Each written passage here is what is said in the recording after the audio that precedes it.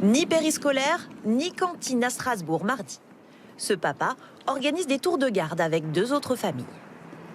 Je bosse qu'à midi, donc en fait je peux m'occuper le matin, après ils vont manger chez quelqu'un d'autre et après je les récupère l'après-midi. Ouais. Dans l'éducation nationale, le mouvement devrait être très suivi. Une centaine d'écoles fermées à Paris, 75% d'enseignants grévistes à Lyon. Dans les transports, la RATP annonce un trafic très perturbé, des métros, des RER et perturbé pour les bus. Les Niçois, eux, savent depuis vendredi qu'ils n'auront aucun tramway mardi. J'ai pris ma journée de congé tout simplement. En vélo, moi j'ai un vélo électrique. On prend la voiture. Et si vous n'avez pas de voiture, vous pouvez aussi partager votre trajet. On enregistre déjà 20% de covoiturage en plus sur notre application, mais on s'attend à ce que ça continue d'augmenter dans les prochains jours, particulièrement sur les trajets domicile-travail. En revanche, il vous sera difficile de préférer le train. En circulation, seul un TGV sur 5, un TER sur 5 et aucun intercité ou presque. Moins de perturbations dans le ciel, les clients aux avions annulés ont déjà été prévenus. Air France maintiendra 8 vols sur 10 et l'ensemble de ses vols long courrier. Côté énergie, le blocage des raffineries commencera dès demain. Pas de conséquences à la pompe à prévoir dans l'immédiat, mais l'automobiliste est prévoyant. Il me restait faire 150 km, alors bon, un peu juste. Et on ne sait jamais ce qui se passe dans la semaine. En ce qui concerne l'électricité, 10 centrales sont déjà concernées.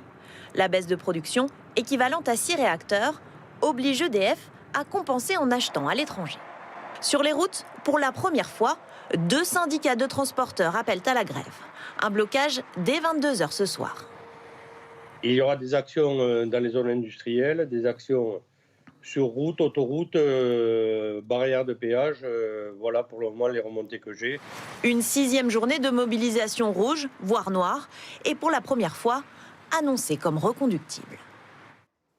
Et cette journée d'action sera donc la 6e. Alors, ces mobilisations ont-elles eu un effet sur le projet de réforme du gouvernement?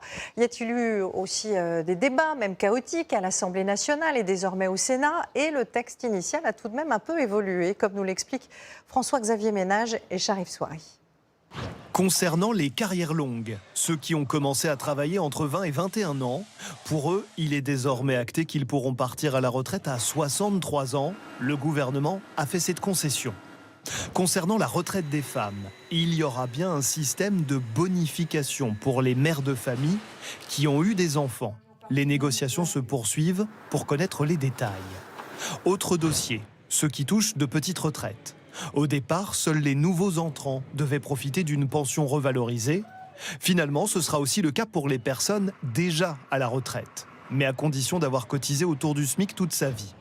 Pour favoriser l'emploi des seniors, le Sénat propose un CDI spécial pour les plus de 60 ans avec exonération de charges. 800 millions d'euros par an, trop cher, répond le gouvernement. Et puis il y a la question phare des 64 ans. Reculera-t-on sur l'âge de départ? Pas question, répondent depuis le début Matignon et l'Élysée. Ce sera 64 ans en 2030. L'objectif sera atteint à cet horizon.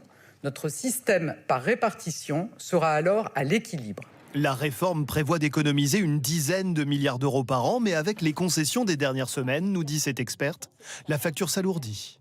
Toute concession va coûter de l'argent, soit directement parce que ça va augmenter la retraite de certains, soit indirectement parce que des personnes dont on avait prévu qu'elles partent à 64 ans vont pouvoir partir plus tôt.